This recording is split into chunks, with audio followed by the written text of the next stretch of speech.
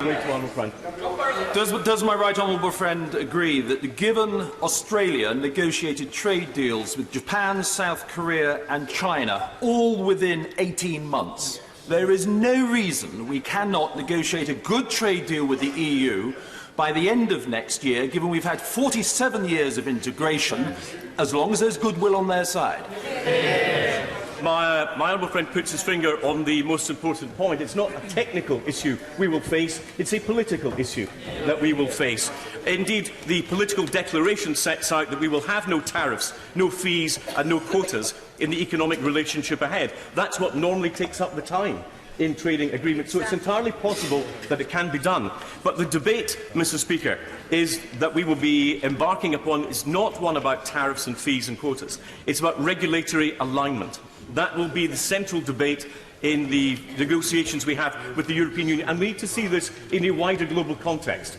At the WTO meeting in Buenos Aires, it became clear that in the global trading system there are two ways forward. One is the concept of harmonisation, a highly legalistic, regulatory means of doing business that says this is the way we do it today, therefore this is the way we'll always do it in the future. Against that, there is the wider concept of outcome-based equivalence, which says, yes, we know what standards we need to meet, but we want to find our own ways, our own rules, our own efficiencies in achieving that particular outcome.